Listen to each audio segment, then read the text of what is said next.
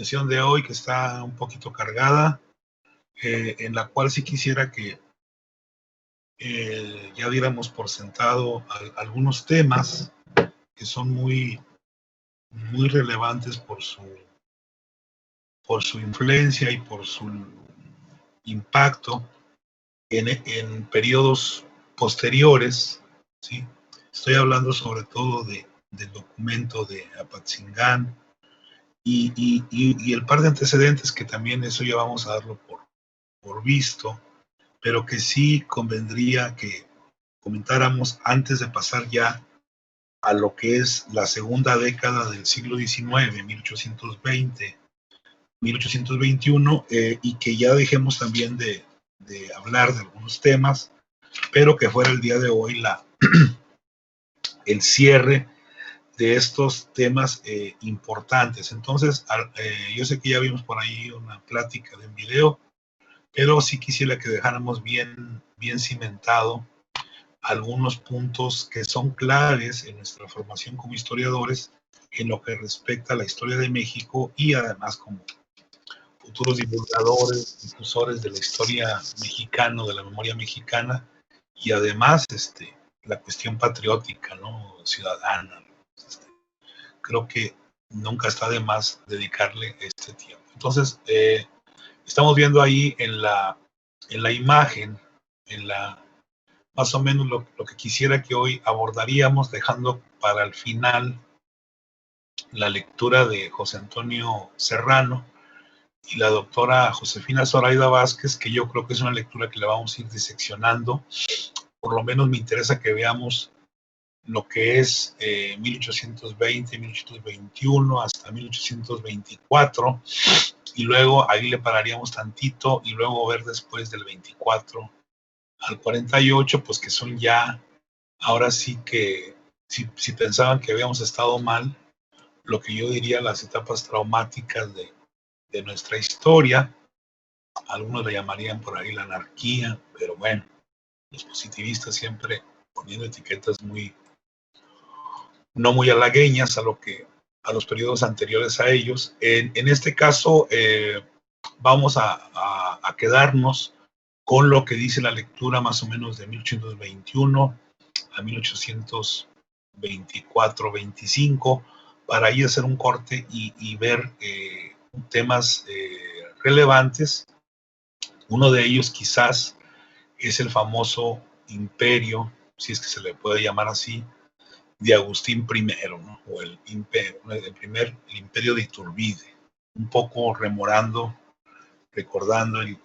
quién sabe si también haya sido imperio, es pregunta, el imperio de Moctezuma. Ya ven el criollismo, el nacionalismo criollo, cómo estaba, cómo todavía seguía en la mentalidad sobre todo de los criollos, ¿no? Que eran finalmente los que van a jugar un papel primordial en la revolución de independencia. Yo creo que a esas alturas eso ya es indebatible, pero alguien de ustedes pudiera no estar de acuerdo y con todo respeto lo aceptaríamos. Pero acuérdense que aquí en la clase ya más que posiciones, más que visiones, es fundamentaciones. Aquí no es de que sí, porque el profe dijo, ya es cierto, el profe puede estar equivocado y también los alumnos pues pueden a veces también discernir o a lo mejor exagerar algunos puntos. Bueno, no quisiera empezar, quiero que veamos por ahí un video, dura bien poquito la verdad, en lo que terminamos de llegar todos. No sé si esto es un repaso, como los que les había comentado, a lo mejor el repaso de los sábados lo podemos dejar para otros temas, y estos días son muy sencillos. Pero antes de ver lo del video, no sé si alguien nos quiere ayudar por ahí. ¿Cómo podemos no evaluar, ubicar la Constitución del 14? ¿Es la primera Constitución de los mexicanos de entonces, sí o no? ¿O en qué es primera? ¿O en qué segunda? Antes de que sigan, porque eso acuérdense que es material de examinación. A ver, vamos a ver cómo andamos por ahí. Uno por uno. Una por una. Eso no es nuestra Constitución. Porque creo que hubo una antes, ¿no? Que también se se glorificó mucho, tan se celebró que incluso gracias a ella uno de los sitios más emblemáticos de nuestra historia, el Zócalo, pues lleva su nombre, ¿no? Adelante por ahí.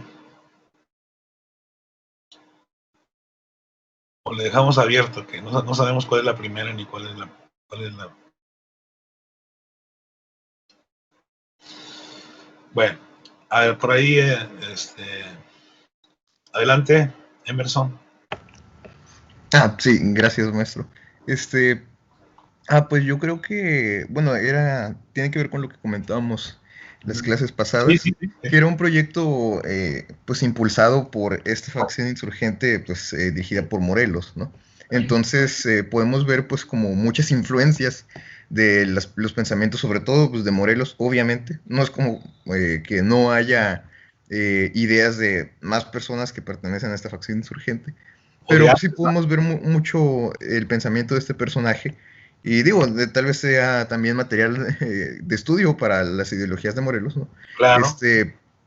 Pero digamos que sí se aleja un poco de como el proyecto de nación que predominó después con el movimiento liberal, por ejemplo, ¿no? Claro. Entonces yo creo que si los comparamos ambas ideologías, pues sí, obviamente hay diferencias y por tanto, pues yo creo que los liberales de aquel entonces pues no habrían reconocido que esa fue su primera constitución por muchas diferencias que tenían ideológicamente. Por ejemplo, lo que mencionábamos de la como permanencia de la iglesia como única y universal en México, ¿no? Oiga, Pues, un detalle Emerson, que... y ¿Perdón? ¿Sí? eso ya le quita lo liberal. Exacto, exactamente. Oiga, Entonces, pero desde el 2021, habría que ver es que por eso es padre la nueva historiografía, porque yo sé lo que le aplaudo a la nueva historiografía, que nos hace que dejemos de ser profetas, ¿verdad? Del pasado. Pero no, adelante, digo que me interesa su reflexión, porque justamente es como uno se conduce con nuestra realidad y luego tratamos de comprender la otra, ¿no? Adelante, estamos para la religión, ¿verdad? Sí, sí, entonces, pues digamos que ya desde ahí podríamos ver que hubo un posterior rechazo de esa constitución, sobre todo cuando ya empezó a triunfar el movimiento liberal aquí en México, la facción liberal, y por tanto, pues, bueno, tiene que ver también con lo que ya hemos mencionado en muchas otras clases sobre la difusión de cierta postura histórica, ¿no? Entonces, a los liberales, pues, no les convendría difundir esa constitución como su primera constitución por el hecho de este aspecto y muchos otros con los que no coincidían. Entonces, pues sí, yo creo que bajo esa premisa, ¿no? Del pensamiento liberal, que en teoría sus como acciones, ¿no? Sus influencias permanecen todavía hasta hoy en día, pues hace que no sea como considerada como la primera, aunque como mencionamos también, sí tenía muchos aspectos y mencionaba o planteaba muchas posturas provenientes de la Ilustración. Entonces, como que era pues, una especie de mezcla ahí extraña, ¿no? Porque por un lado se tenían los ideales, pues, de independencia, ¿no? De un nuevo proyecto de nación, pero pues también estaban aquí aspectos como el que mencionábamos de la iglesia, ¿no? Que pues generaron una especie de coexistencia, pero ya cuando llegaron los liberales, pues ellos dijeron, pues no, eso no me gusta. Y pues no la aceptaron, ¿no? Entonces, los si nos liberales basamos... van a hacer una limpieza general, ¿verdad? Según ellos. Claro. Lo vamos a ver, sobre todo con Mora, de Mora para arriba, ¿no? Yo creo que si nos va a alcanzar la clase de historiografía a ver eso. Muy bien, pero bueno, pues ahí de lo que usted dice, habría que, por eso ahorita vamos a hacer un repaso, que creo que usted lo que comenta me legitima mucho para que le dediquemos unos minutitos a este documento. Pero entonces, por eso me interesaba que escucháramos de viva voz a dos personajes que vimos en el video, por ahí está la liga, que son historiadores, pero también son juristas, porque a veces los que estudiamos historia, pues no, las leyes las vemos como una especie de documento, así como algo petrificado, ¿no? Cuando que las leyes tienen su esencia, tienen su razón de ser, lo que le llaman por ahí los juriconsultos, la exégesis de la ley, ¿verdad? O sea, la sustancia que hay en una ley. Una ley a veces te dice mucho cuando uno cuestiona, sobre todo cuando uno observa por qué se decretó lo que yo les he dicho por ahí, lo que es la exposición de motivos. Adelante, Ricardo. Gracias, Emerson. Yo considero que la considero más como una precursora y más como una carta del pensamiento de la época, más que la primera constitución. Más que nada porque, y lo mencionó un poco Emerson, por la idea del el concepto de nación. Siento que al no existir plenamente una nación definida o un sentimiento, digámosle así, ya definido, queda más como una carta que define el pensamiento de los, bueno, carta entre comillas, porque también sí es muy válido como constitución. No, como una idea. Todas son cartas. Acuérdense la carta magna del 17, es la que nos rige ahorita. Todas son cartas. Sí. Excelente. O sea, sí son válidas. Sí. Perdón, los perros. Son igual de válidas y también son plenamente funcionales, pero siento que al no poder regir un territorio o yo me voy más por lo fáctico, al no poder regir más un territorio o al tener definido un poder que lo sustente, claro. O sea, un congreso, digámoslo así, porque pues el congreso pues, no duró mucho, o sea, y hubo otros. Se van a dar hasta con la cazuela los del poder. Sí, siento que por eso es más una precursora y demuestra mucho el tiempo del pensamiento de la época, el pensamiento liberal. Claro. Pero hasta ahí.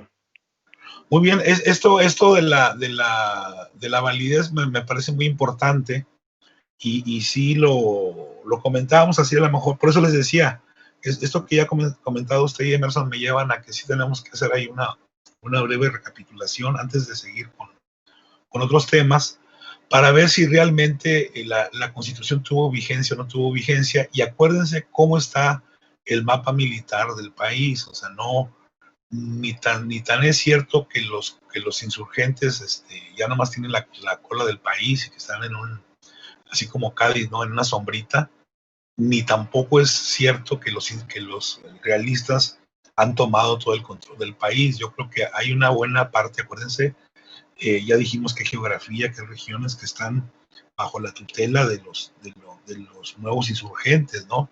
Sobre todo Morelos, que se encargó con excepción de algunas ciudades, pero siempre tratando de tener un mapa de control.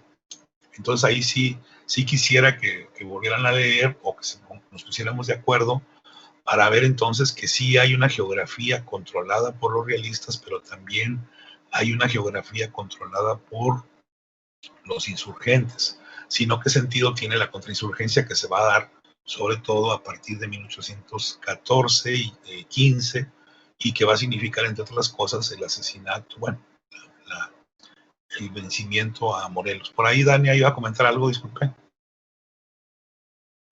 Dania, sí, no era Dania, me parece. No, sí, es que le piqué, pero es que tenía la duda entonces de si la Constitución de Cádiz es considerada como la primera constitución o no. A ver, porque pues, estaban hablando de eso, ¿no? Pues sí, pero pues a mí yo, la verdad no sé todavía. A ver, ¿usted qué nos dice? Yo no les pregunto. Pues yo creo que, o sea, en cierta parte sí se puede considerar como sí, porque sí tuvo repercusión en México, bueno, en Nueva España, y también puede ser considerada como influencia, como fue tomada como influencia de la Constitución de Apatzingán después. Claro, sí. Sí, pues era el 14, ¿no? Muy bien, pues es que aquí lo que tenemos que ver es, bueno, la fecha no tiene mucho chiste, ¿verdad? Son 2 años ahí menos de 2 años de diferencia, pero lo que sí cuenta a lo mejor es el contexto en que se dieron y sobre todo los integrantes, ¿no? Eso es lo que llamaríamos, lo que pinta raya, para ver si que técnicamente es la segunda. Que también acuérdense que la de Cádiz se aplicó o se aplicaba de acuerdo a como los, que acuérdense que el virreinato estaba medio acéfalo por ahí, conforme el gobernante mayor le quería dar su interpretación. Y que además fue, acuérdense, sancionada en el Zócalo actual capitalino. Entonces, sí se aplicó. Digo, actualmente la Constitución del 17, no sé si crean ustedes que se aplica al 100%, digo, para no reírnos y reclamarles a los de 1814. Entonces es un país, acuérdense que está en una guerra civil, en una guerra, entonces tiene sus dos constituciones y la de Cádiz pues va a venir valiendo, ¿no? Ya más o menos por estas fechas, y durante 6 años, un poquito más, el Imperio Español pues está ahora sí que en plena autarquía con Fernando VII. No sé, ¿algo más, Dania, para escuchar a Elías? Espero no haberla confundido. No, es que nada más tenía esa duda. Después lo busco. Pero ya no la tiene, ¿verdad? O sea, vamos a ver en qué condiciones se da ahora sí que la que podríamos decir la de nosotros, si es que nosotros somos. Acuérdense que el concepto de mexicano no existe, y ahorita que decía el otro compañero lo del concepto de nación, bueno, habría que ver, aquí ya se nos habla de la América mexicana, ojo, por aquello de que no se estaba planteando el concepto de nación, así que bueno, todo eso vamos a irlo sumando, ¿no? Muy bien.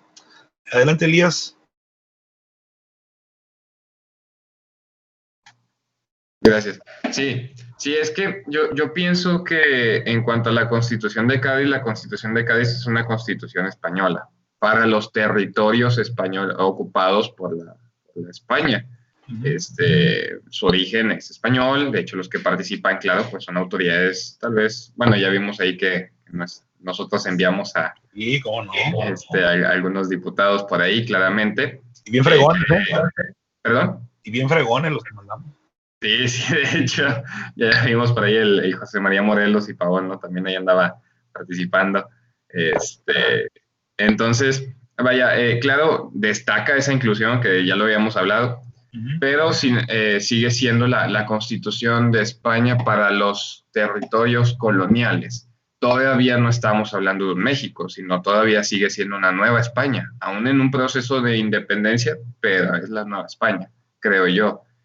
Bajo el sistema de la España. Entonces, ya cuando se crea esta Constitución de Apatzingán por Morelos, ¿no? Y otros ilustres, yo creo que es la primera llamada a una Constitución mexicana plenamente, ¿no? O tal vez una Constitución criolla, se podría decir, tal vez sería el término más adecuado, pero al fin y al cabo ya es una Constitución americana, tal vez. Entonces, yo creo que sí sería la primera como tal, más en ser denominada mexicana de alguna manera, y la otra sería pues una constitución de la Nueva España. Oye, dejémosle en americano, ¿no? En americano, yo creo que es el término más adecuado, sí. Porque mexicano se me hace que, híjole, todavía no andábamos. Sí, exactamente.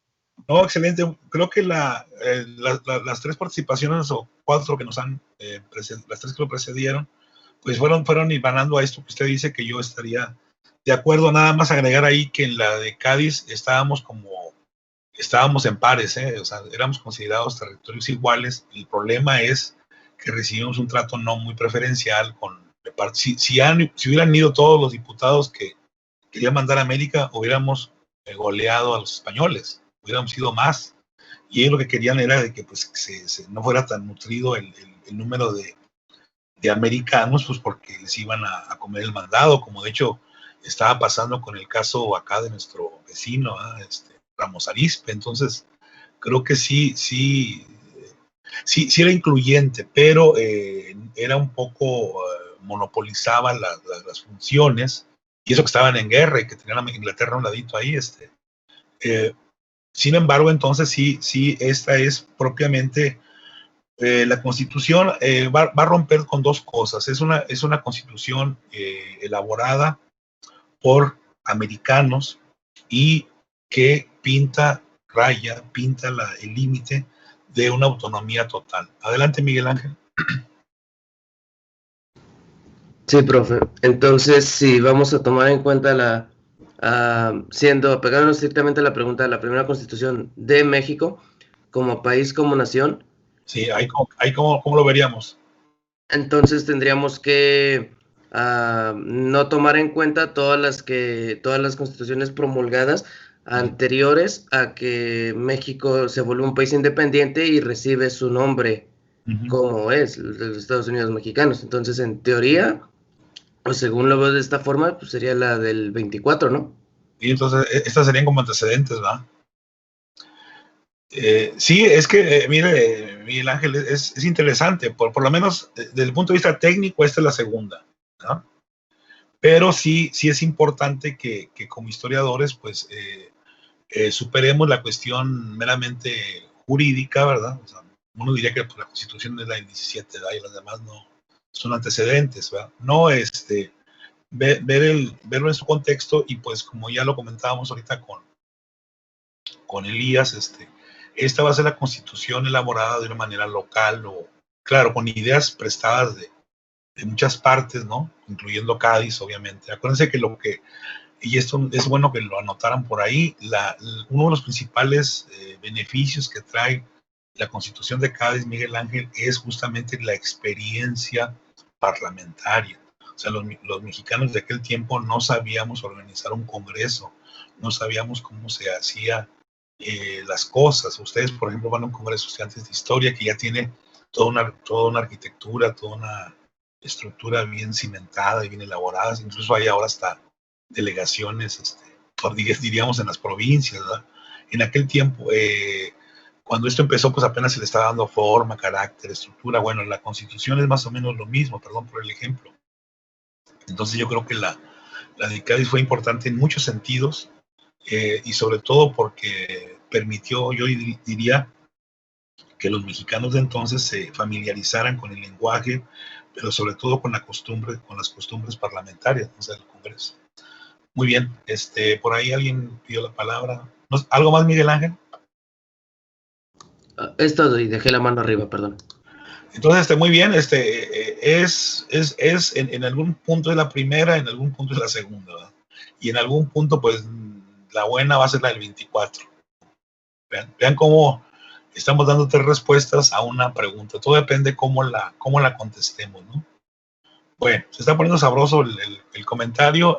No sé qué más, si hay una última participación, para que veamos así rapidito el video. Adelante, Arnoldo. Bueno, como es de costumbre, a mí me gusta resaltar la idea de que México es un país que en su historia está lleno de contradicciones, y bueno, supongo que este es otro buen ejemplo de cómo no podemos ni siquiera estar realmente seguros de qué constitución es la que nos rigió primeramente, debido a que, pues sí, es que esta podría ser porque fue cronológicamente la primera, es decir, la de Cádiz, pero también por otro lado, pues fue impuesta por, digamos, una nación externa a nosotros, y que únicamente éramos como que el territorio extra que también había que controlar, por lo que no se puede hablar de un estado, o sea, una nación realmente mexicana, a lo mucho un territorio americano, por lo que no se podría contar realmente, pero pues esa es la primera que hubo. Luego está la siguiente, que, o sea, ya es más formado el país, pero pues ni tampoco tanto. Es un tema bastante curioso realmente. Pues sí. Sí, porque tiene que ver como lo ya mencionó un compañero hace rato, con Miguel Ángel y otro compañero anterior, con lo del ámbito de validez, ¿no? Que básicamente es tierra caliente, y se incluye ahí otros estados que se le han pasado tranquilo como nosotros, ¿no? Que Nuevo León aparece ahí como que es un estado que ya está reconocido y que ya está avalando los trabajos de la Constitución del 14. Así se imprime el poder. El poder no se negocia, si no, pues no termina en nada, ¿no? Entonces yo creo que este constituyente, pues, es ejemplar en el aspecto de su incidencia, vamos a decir, su terquedad, ¿no? Que ya para 1815 los mismos historiadores dicen, pues ya era realmente un grupo de señores chochos ahí, sacerdotes, que pensaban que todavía estaban gobernando el país a través de esa constitución, y que ya con la muerte de Morelos, pues yo creo que ya esto va a ser parte de nuestra historia. Pero sí es importante que veamos la influencia que tuvo y que tiene en la Constitución del 17. Por eso yo quise que viéramos el video anterior, que no estaba muy bien realizado, pero que nos decían ahí todos los temas que esta Constitución plantea. Bueno, miren, creo que ya a lo mejor el video lo podemos, aunque nomás dura 5 minutos, lo pudiéramos dejar un poquito pendiente, porque sí me interesa. Son las 9:07, vamos a ver hasta las 9:15 más o menos. Vamos a dar una ojeadita. Sí se está viendo la Constitución, ¿verdad? De Apatzingán. Bueno, miren, más adelante, cuando lleguemos al 24, vamos a hacer un análisis personal sobre estas tres constituciones, a partir de variables que ustedes quieran, a partir de las variables que ustedes consideren, para hacer entonces un análisis crítico de la evolución. Vamos a checar así rapidísimo algunos puntos. Si nos vamos lo que pudiera ser la parte inicial, la parte introductoria, ¿sí? Vámonos a la parte introductoria. Vean ahí cómo lo que se plantea, palabras más, palabras menos, es una independencia de lo que ellos llaman el despotismo de la monarquía española. ¿Sí se alcanza a ver? Esto no es otra cosa que la continuidad de lo que eran los sentimientos de la nación, por eso les decía que había que... O sea, aquí ya lo que podría ser ya la nación mexicana es justamente independiente, no de España, sino de cualquier país. Acuérdense que también ahorita, en relación a lo que dijo el compañero último, España también está naciendo como nación, acuérdense. O sea, España era un conjunto de reinos, y si de los reinos se trata, pues Castilla era prácticamente nuestra patria, ¿no? Entonces todos estaban haciendo a la vez. Bueno, ahí entonces, eso sí quisiera que lo subrayaran. La introducción ahí está plasmado el principio fundamental de la sentimientos de la nación. Y alguien diría, ahí está el dedo de Morelos, la mano de Morelos. Somos independientes, palabras más, palabras menos, de la dominación extranjera y del despotismo de la monarquía española. Acuérdense que en un principio la mayoría coqueteó, y eso es una gran diferencia, con Fernando VII. Luego tenemos lo que no sé por ahí Emerson, lo que le podría quitar su carácter de liberal. Yo en lo particular, y no me hagan caso, porque eso no se lo voy a preguntar ni se lo voy a calificar, pero pensaría dos veces si esta constitución no tiene un tinte liberal, como también lo tiene la de Cádiz, por señalar esto, ¿no? Hay una religión oficial, artículo número 1. ¿Está bien? ¿Sí se está viendo por ahí el artículo 1? Compañeras, compañeros. Bueno. Luego tenemos otro punto, espero por ahí vayan subrayándolo, vayan anotando. Luego tenemos el artículo 4. El artículo 4 y el artículo 24, vamos a ver al cuarto, que tiene que ver con eso que ahora ha retomado nuestro actual presidente, y que eso lo han planteado Benjamin Franklin y un montón de congresistas norteamericanos allá en 1775, 78, y que es el concepto de la felicidad, y que tiene que ver con el liberalismo.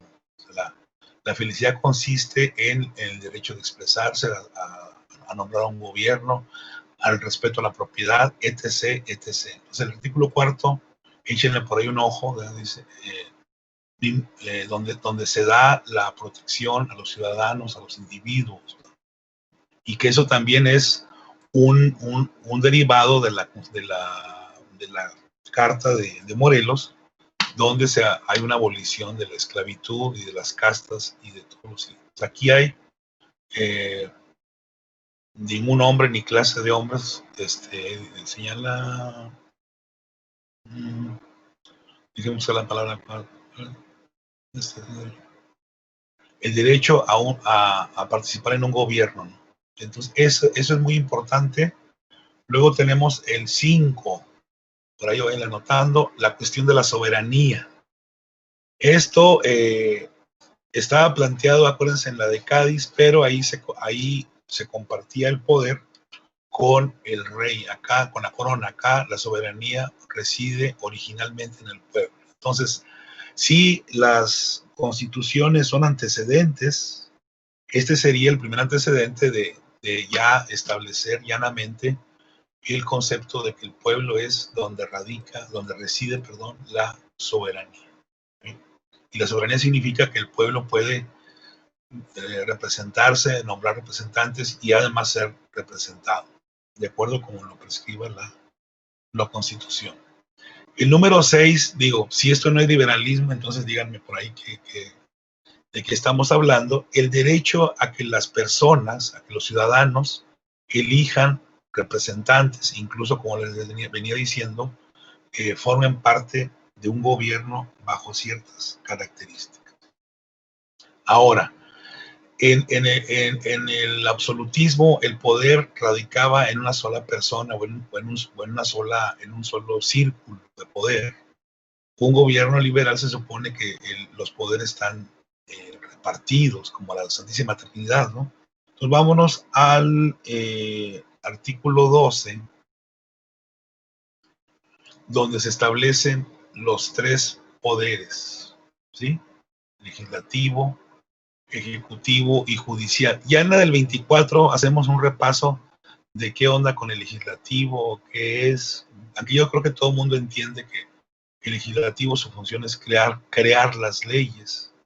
El ejecutivo, su función es aplicar esas leyes, y el judicial es el árbitro, como en el fútbol, de encargarse de que esas leyes se apliquen debidamente de acuerdo, como dijo por ahí un compañero, a esta carta fundamental, que es la Constitución. Entonces, aquí no sé si esto tenga un carácter liberal o no lo tenga. Acuérdense que ustedes somos historiadores y tenemos que tener criterios que alguien nos pudiera debatir, pero bueno, por lo menos no quedarnos con las ganas de expresar nuestra opinión.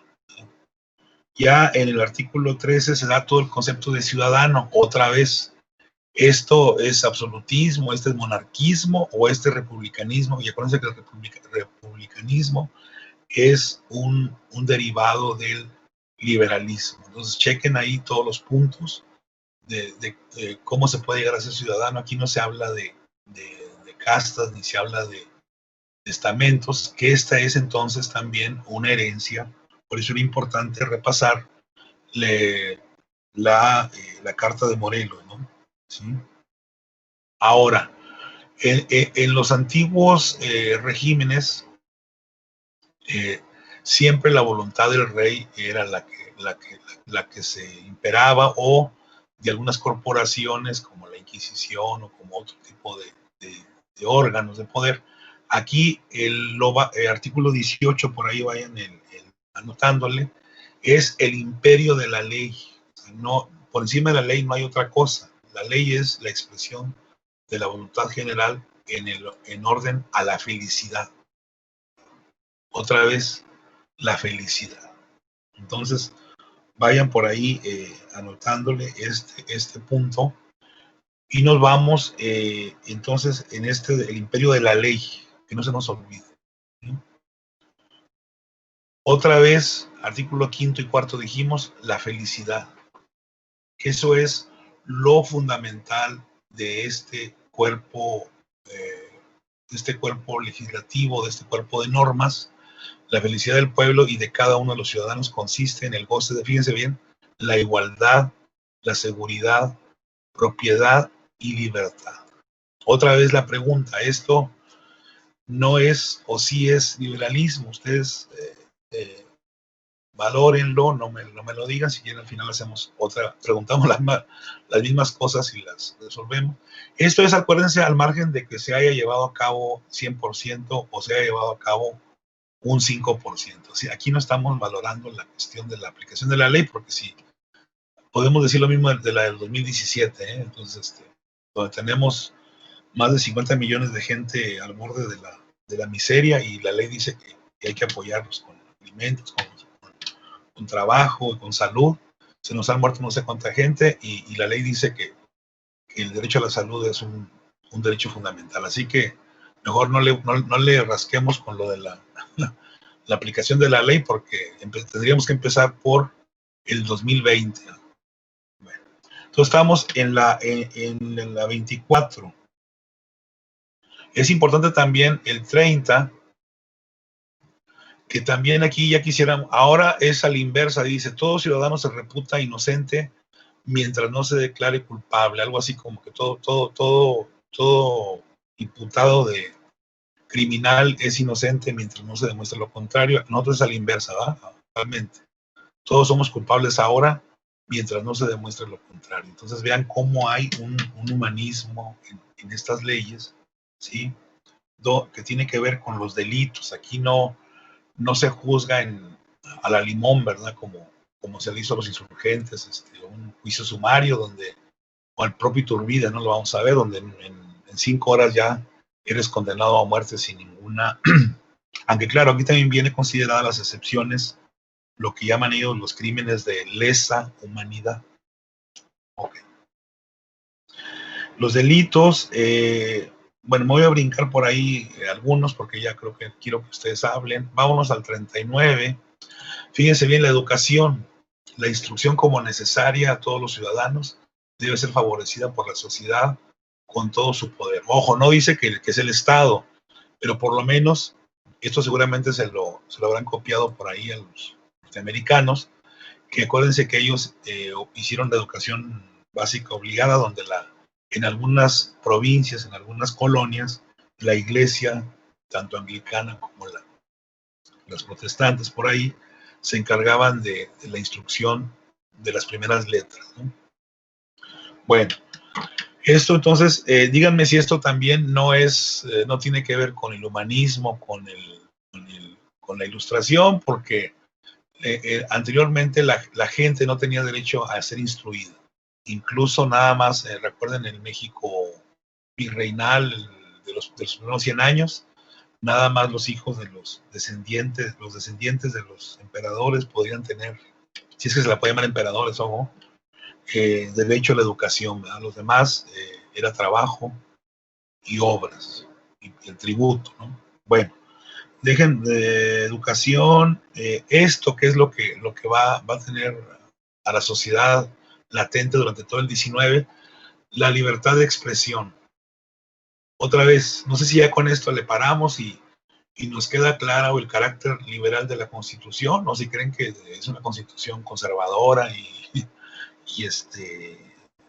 monárquica, ¿verdad? No sé, antirrepublicana. Dicen la libertad de hablar, de discurrir y de manifestar sus opiniones. Sobre todo acá termina con la famosa libertad de expresión, que luego se va a expresar en la libertad de imprenta. Entonces, eso por favor vayan subrayándolo, artículo 40. Vamos ahora a responder una pregunta de un compañero por ahí. Las leyes no se invocan, no es un acto de fe, ¿verdad? Ni es un acto de pensamiento, sino que tiene que tener un espacio de validez, dirían los abogados, ¿verdad? Entonces, chéquenle por ahí, artículo 42, donde señala cuáles son los territorios, los espacios en los cuales tiene vigencia o tiene acomodo esta propuesta, ¿no? La América mexicana, como ya vamos a quedarnos con ese término, América mexicana, ¿no? Y de cada una de las provincias que la componen, ¿no? Y ahí dice, se reputarán bajo este nombre las que hasta hoy se han reconocido. Ahí están, ¿verdad? Aquí estamos nosotros, el nuevo reino, siempre fuimos reino, ojo, éramos como 10,000 habitantes, pero todavía éramos un reino. Entonces ahí viene por aquello de la formación de una nación, digo, aquí está, o de una patria, como le quieran llamar, que no es lo mismo, pero aquí ya hay un corolario, una propuesta de integrar una nación. Por ahí lo que comentaban un par de compañeros, decide que no. Bueno, ahí está el articulado, que insisto, ya con el hecho que esté planteado ahí, debemos darle ya su relevancia. Bueno, voy a brincarme porque ya el tiempo apremia, lo de los poderes. Todos los poderes son cambiantes, unos van a estar 2 años, otros 4, otros 3, chéquenle por ahí. La duración en el cargo de los diputados, del Supremo Poder, que eran como el Ejecutivo, y el poder judicial, ¿verdad? Más o menos es en el capítulo 8, vienen las atribuciones del Congreso, y nada más, déjame ver el capítulo 8, vamos al 8, porque esto es muy importante para entender la época de Iturbide.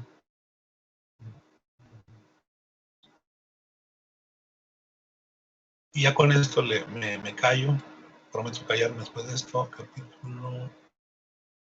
Miren, vamos a poner mucha atención en esto. Tanto esta constitución, ya me voy a olvidar un poquito de la de Cádiz, no quiero extasiarlos ni cansarlos, pero a partir de esa constitución, y no se diga la del 24 y los trabajos que se van a dar en 1821, 1822, van a tener el rasgo común de que el poder legislativo, en este caso el Congreso, va a tener demasiado poder, va a tener demasiado intervención, interferencia, mandato sobre acciones de gobierno, y eso, créanme que nos va a costar, no digo si va caro o barato, pero eso a la larga nos va a influir. Y aquí vemos que el Congreso pues tiene un montón de funciones, cuando esencialmente pues es justamente la de se me ocurre establecer las leyes, dictaminarlas y sobre todo hacer seguimiento de una serie de leyes. Se me ocurre quizás la que nos va a pesar mucho todo el 19, hasta la época de Porfirio Díaz, ¿no? Prácticamente, todo lo que tiene que ver con Hacienda y finanzas públicas. Bueno, todavía el día de hoy, acuérdense, la Cámara de Diputados, estoy hablando del 2020, es la que se encarga de definir, de delinear y de aprobar en primera instancia el presupuesto de la Federación, y luego ya después se lleva al Senado para su aprobación global, pero es la Cámara de Diputados la que se encarga de la cuestión de las finanzas.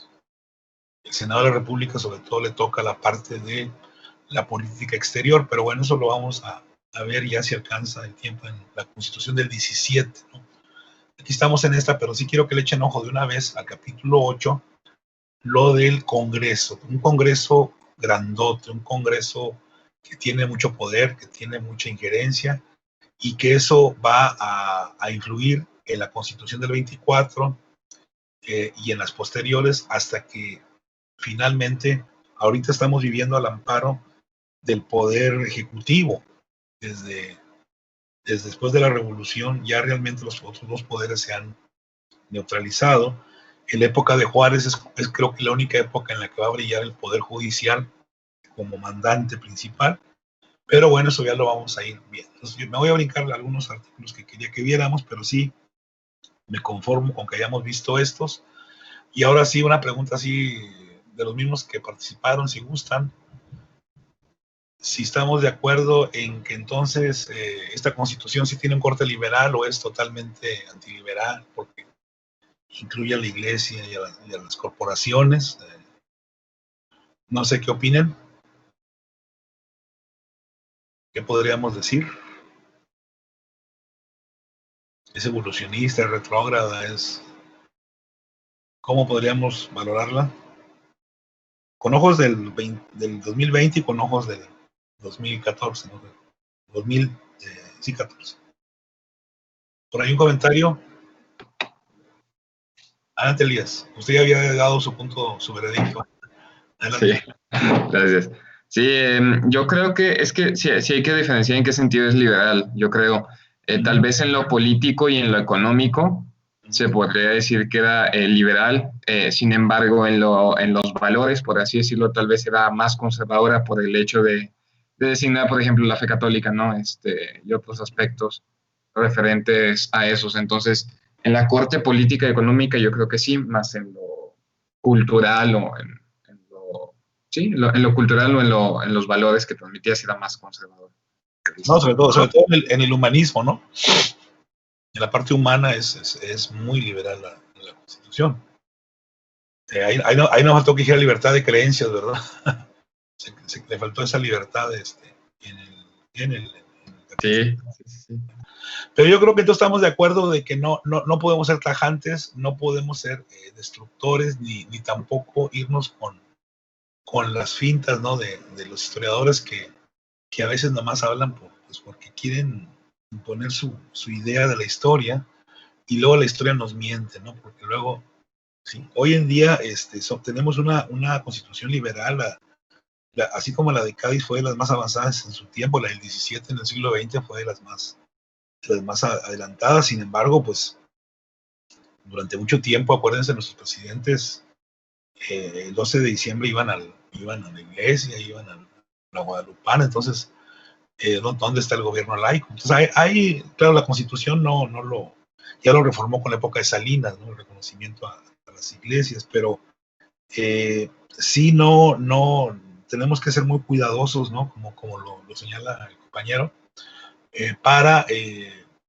calificar, evaluar un documento. Yo creo que en el ámbito de la modernidad, que son los temas que ustedes han visto en otras materias, es una constitución de corte liberal, aunque tenga, como también lo es las constituciones que favorecen el libre comercio, el industrialismo, pero consideran que en el poder debe estar todavía la monarquía.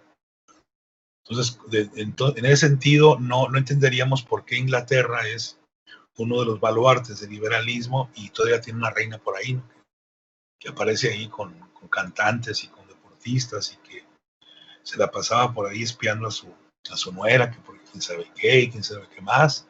Entonces, tenemos que partir de elementos más críticos, ¿sí? Yo los invito a que no nos vayamos a la primera finta. El ejercicio que hicimos creo que fue interesante, pues para ver realmente qué tan... Y eso que no leímos la Constitución completa, ahí tienen por ahí sus puntos. Muy bien, Elías, gracias por su punto de vista. Vamos entonces ahora sí a lo que sigue. Entonces, en una chance que tengamos, vemos este videito, dura 5 minutos, ya creo que fue más importante que estuviéramos platicando sobre ahora sí vamos a llamarle la Constitución del 1914, y vamos entonces ahora sí a entrar de lleno a lo que es, ya estos puntos los vamos a dejar como que ya lo platicamos, ¿sí? Y vamos a meternos ya a lo que es 1820, 1821, partiendo de la idea de que si hay un subperiodo muy mal estudiado, es el que va de 1815, sobre todo, por si quieren anotarle por ahí, de 1816 a 1820, es un periodo muy poco estudiado, donde quizás el tema más relevante justamente es la llegada de Francisco Javier, creo que no se llamaba así, pero bueno, creo que nada más era Javier Mina, a todavía Nueva España, acompañado por ahí de nuestro paisano universal, Fray Servando, y que bueno, vienen de alguna otra manera a revivir, hay que reconocerlo, al margen de lo que haya pasado y de los resultados poco objetivos, poco onerosos que tuvieron, fue un movimiento que permitió volver a remover en algunas regiones, en algunas partes, esta flama de la independencia, que aunado a lo que pasa en España por allá en 1820, con la restauración de la Constitución de 1812, va entonces a darse las condiciones más todavía para que el gobierno todavía novohispano vaya a plantear, la sociedad novohispana vaya a plantear otra vez una república, una sociedad autónoma e independiente. Y otra vez, la corona sí, la corona no, la nobleza sí, la nobleza no. Y eso es lo que nos depara de aquí a lo mejor a un par de clases, ¿no? Entonces, hasta ahí, con esa observación de que hay un periodo medio no muy estudiado, pero lo importante del subperiodo anterior a este, pues es justamente la intervención de Mina y todo un grupo lo voy a decir como se debe decir, con todo un grupo de mercenarios, o alguien diría de independentistas, bueno, puede ser, que vienen justamente a seguir la guerra contra Fernando VII. El enemigo de Mina es Fernando VII. Que acuérdense que lo han querido comparar a Mina con el Che Guevara y no sé con quién más, ¿verdad? y que acuérdense que estuvo a punto de llegar con Bolívar. Entonces, Así es. ¿qué hubiera pasado con, con el giro pero que hubiera dado? Pero todo queda en los asegúnes. Bueno, si quieren, entonces vamos a dejar ya en la prehistoria estas lecturas y estos temas, entre comillas, porque luego se van a retomar, para entonces pasar a la lectura de nuestro tocayo Serrano y la doctora Zoraida. Yo la verdad no la leí hace mucho, no me acuerdo qué dice, así que apenas que ustedes me cuenten, ustedes me digan qué onda con esa lectura. Ahí vienen señalados en las primeras 10 páginas, por ahí, los grandes problemas que tiene este país naciente, ¿verdad? Ahora sí podemos decir este país, y lo digo con mucha inseguridad, ¿verdad? Adelante, entonces ahora sí vamos a ver qué onda con la otra lectura que vamos a ver para fines de examen, la de...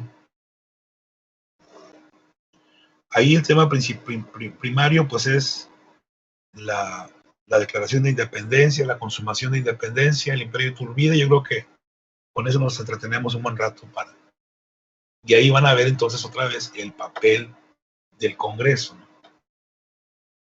Todavía el documento vigente va a volver a ser la Constitución de Cádiz, pero con la idea de dejarla de lado y crear nuestra propia Constitución. Acuérdense que la otra no tuvo vigencia ni de 2 años, la del 14.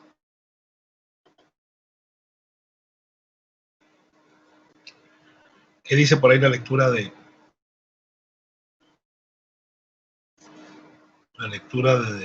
los compañeros de... Estamos hablando de la lectura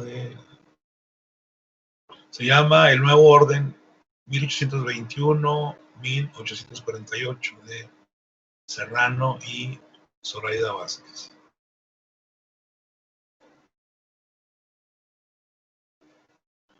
Yo con todo gusto les hablaría de la lectura, pero pues no me acuerdo qué dice y la leí hace bastante tiempo, así que ya. Además ya me eché casi toda la hora con la recapitulación y claro, con el apoyo de todos ustedes, pero la idea es que en este medio sean los estudiantes los que lleven la batuta, ¿no?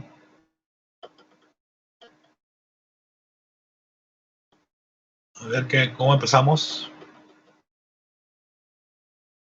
Estamos a punto de ser independientes, acuérdense ya, por lo que había luchado Hidalgo, Morelos y quién sabe quién más. Y Urrutia y...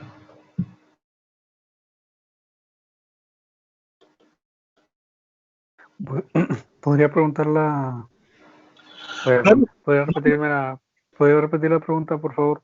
Sí, es ¿qué pasa en el 2021? Más o menos, ¿cuál es el panorama que impera en lo que será el México independiente y cómo los autores manejan cuáles son los temas cruciales que tienen que resolverse para que pueda funcionar lo interno, hablan de lo externo y de un montón de cosas ahí que uno termina por desesperarse, ¿no? Porque dices, ching, parecería que lo importante ya lo habíamos hecho y apenas estábamos empezando, ¿no? Entonces, un poco sería lo que ustedes captaron de la primera parte de la lectura, que insisto, podemos hablar del 1820, 1821, hasta más o menos 1824, y luego después hacer un corte ahí, y luego hablar después del 24 al 48, que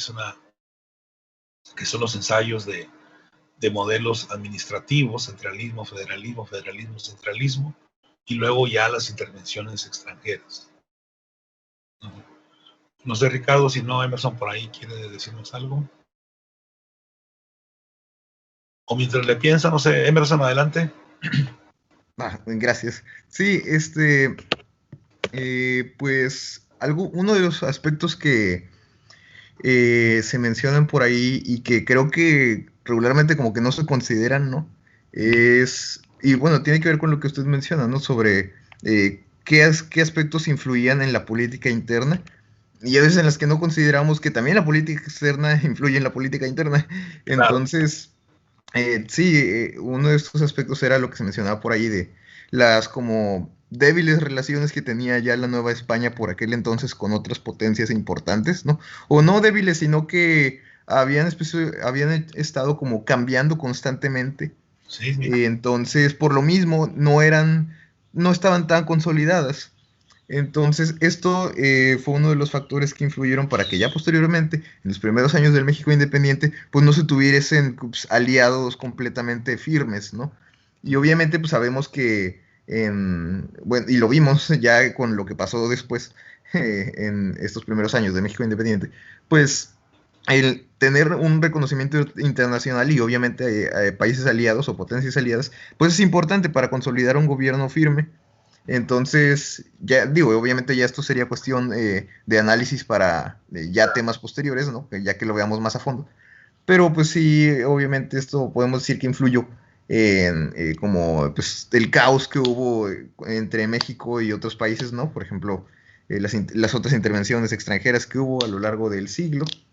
Entonces, yo creo que ya desde aquí podemos ver con esta como debilidad en las relaciones internacionales de la Nueva España de aquel entonces, pues lo que influiría posteriormente en la subsecuente débil política exterior que habría en los primeros años del México independiente.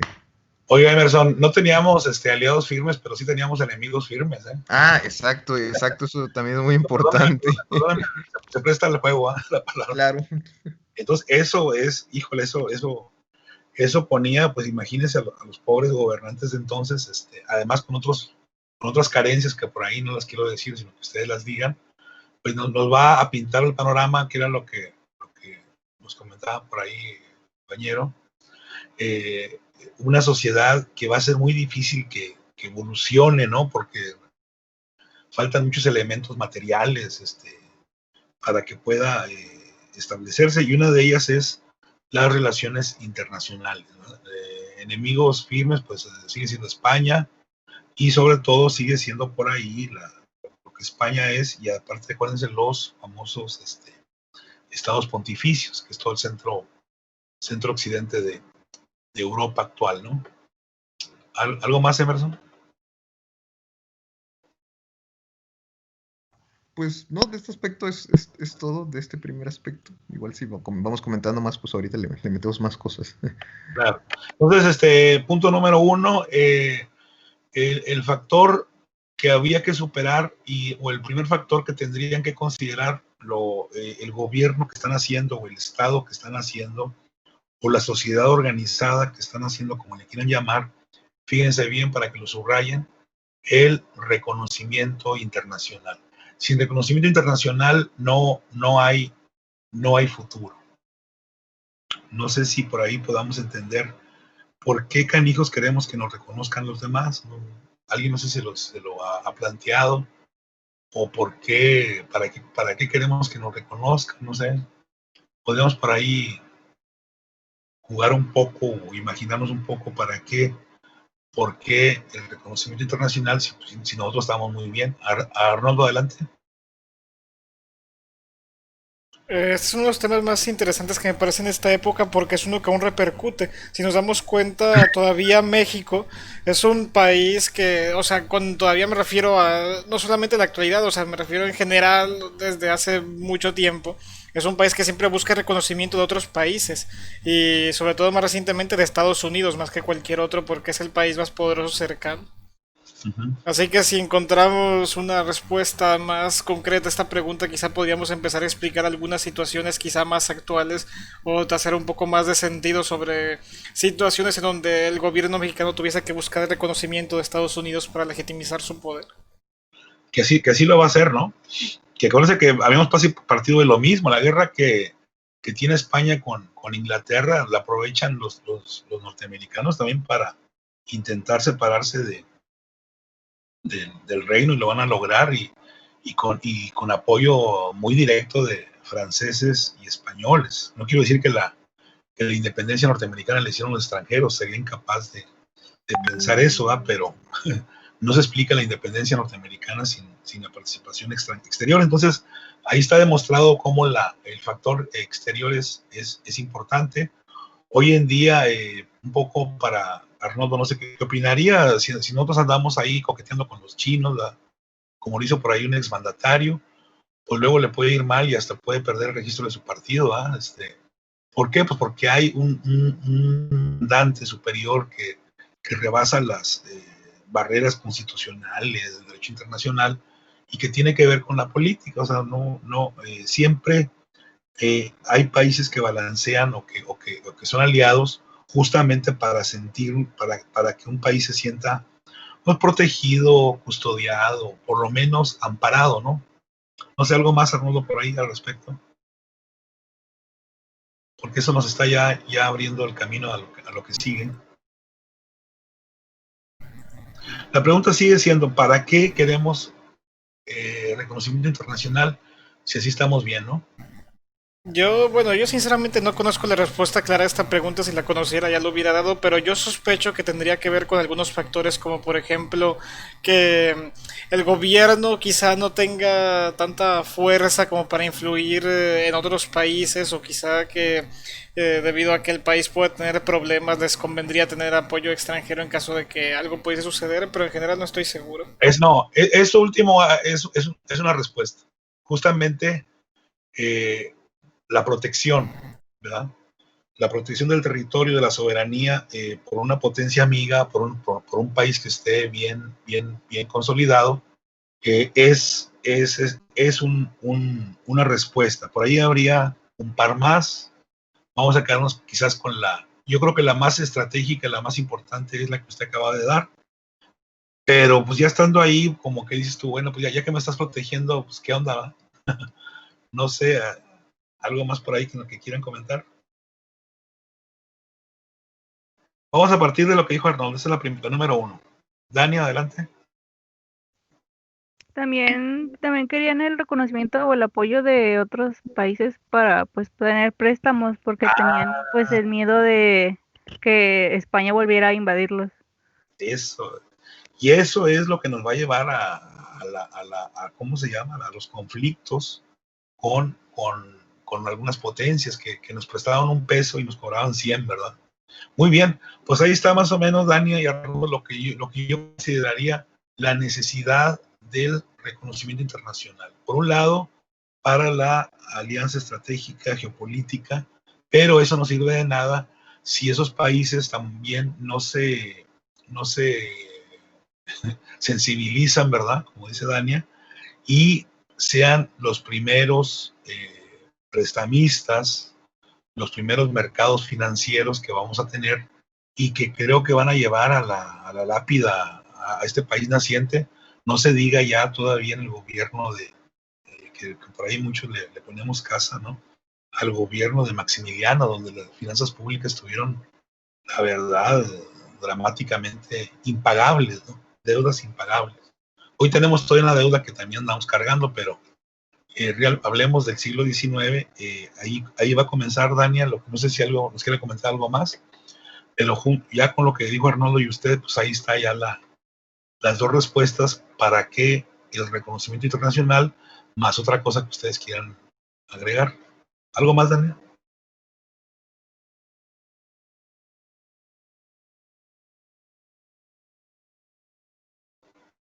¿Quién nos escucha por ahí? Sí, pero creo que por ahora no. No, pues está muy bien. Entonces, ya quedamos. Entonces, los préstamos, ¿no? El crédito internacional, que era lo que... Recuerden que las arcas están vacías. Por ahí dicen las malas lenguas que Iturbide encontró creo que 80, 40 pesos en el cajón cuando llegó al palacio. Y pues acuérdense, tenía que pagarle a 1000 y pico de soldados por haber participado en la consumación. Quién sabe cómo se las haya arreglado el hombre para pagarles con todo en la quiebra en que se encontraban las finanzas. Esto que señala Daniel nos lleva entonces a plantear que todas las acciones de gobierno que están en los documentos, que están en la Constitución, que van a estar en los programas de gobierno, pues su limitante va a ser esa, ¿no? La liquidez, el dinero, ¿no? si habláramos de química, diríamos que las finanzas son el fuego, ¿no? Es lo que da calor, lo que da la energía. Entonces, si no hay esa energía, ese energético, pues difícilmente funcionan la sociedad. Muy bien. Entonces, hasta ahí, si quieren, le podemos ir dejando lo que es, salvo que alguien quiera agregar algo más, el reconocimiento internacional. Hay más elementos, pero yo creo que estos dos son muy, muy importantes, salvo la mejor opinión. Si quieren, ahí podríamos ir cerrando lo del reconocimiento internacional para pasar a otro punto. Por ahí tenemos a Emerson, Arnoldo, Dania. ¿Quién más con esta lectura?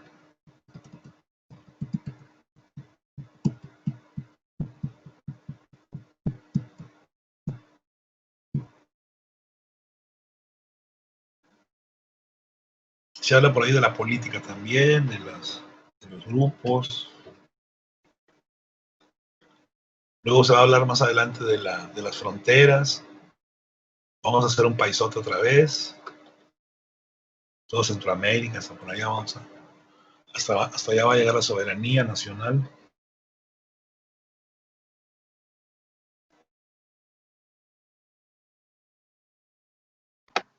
Pues yo creo que ya sería... Es que yo creo que los puntos principales ya los manifestó y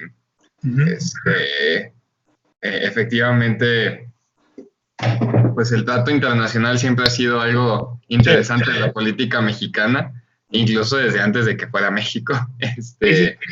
Digo, ahorita tenemos pues la doctrina Estrada, ahí con ciertos debates, ¿verdad?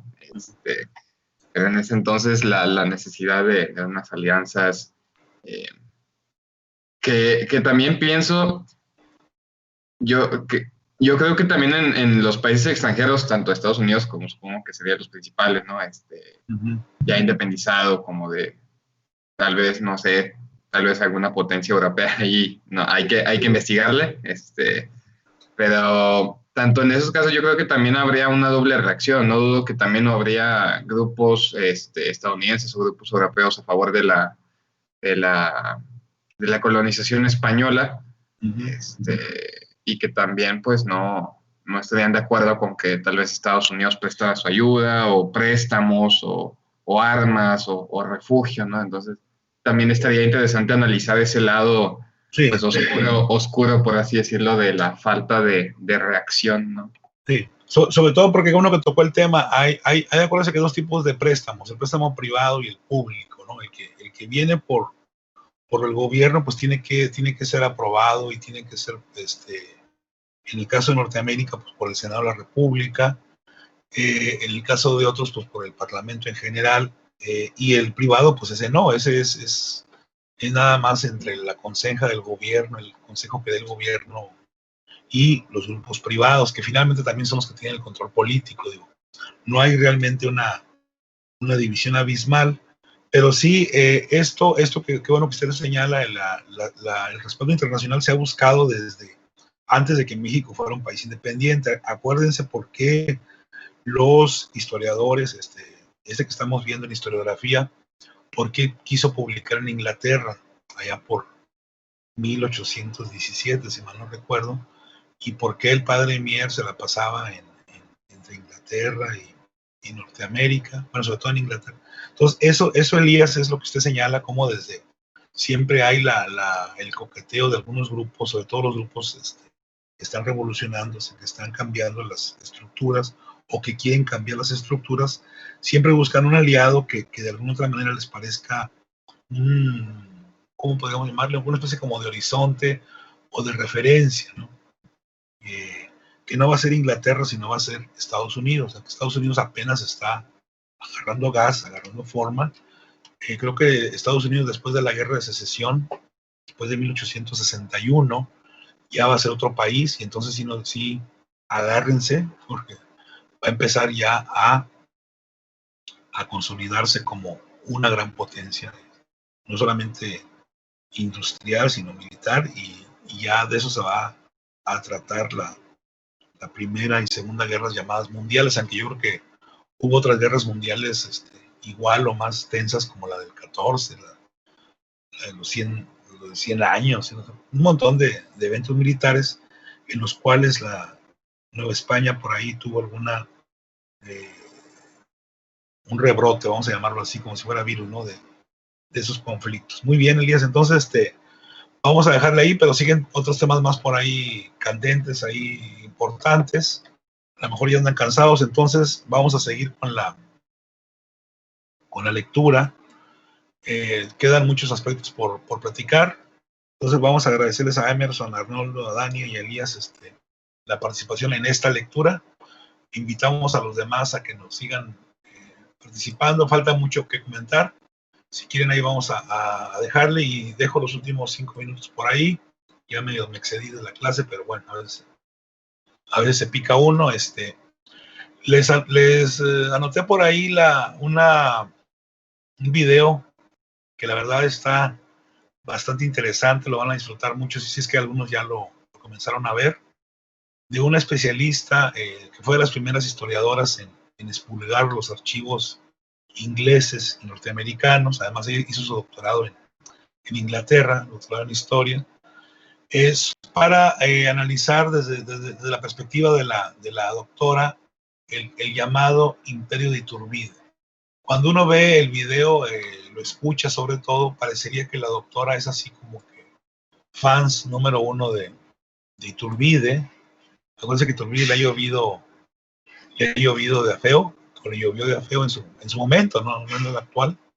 Entonces vamos a ver por ahí el video, les mando van a hacer un par de preguntas muy globales, así muy abiertas, es un ensayo personal de cada quien, y eso lo vamos a comentar la próxima semana, el próximo lunes. La clase que viene vamos a seguir con esta lectura de la doctora Josefina Vázquez y Serrano, y el lunes estaríamos platicando de esta tarea que sinceramente es una especie de repaso y ¿cómo le podemos llamar?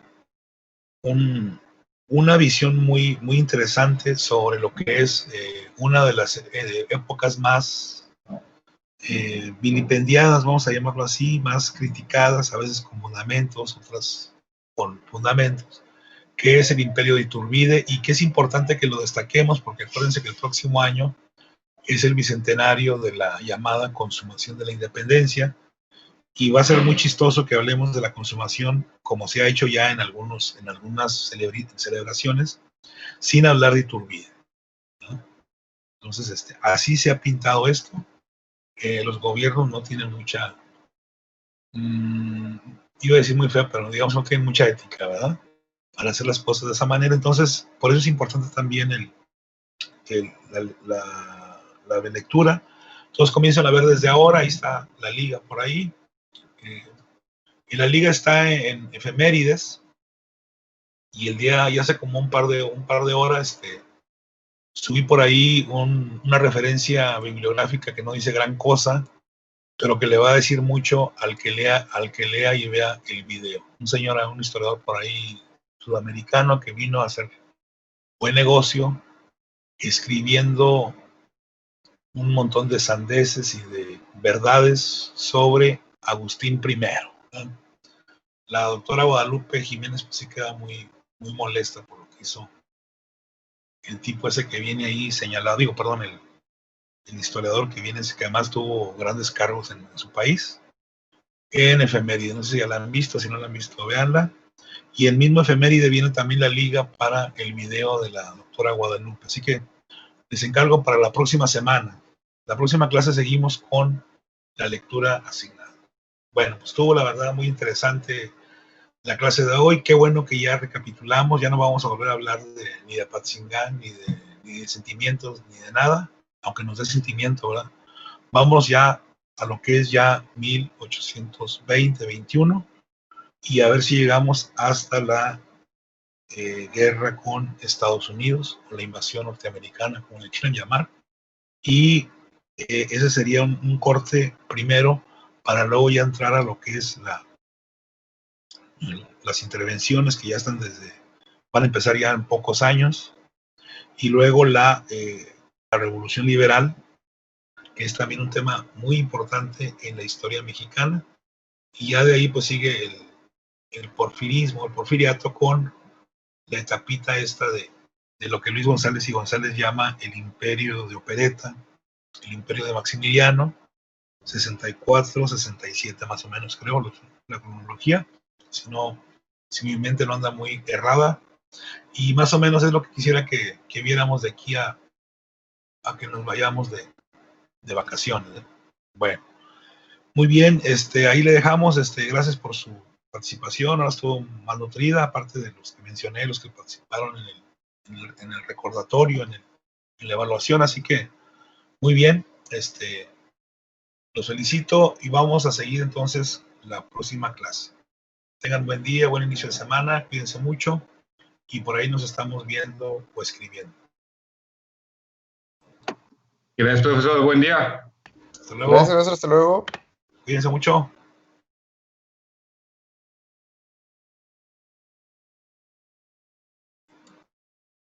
Adiós, profe.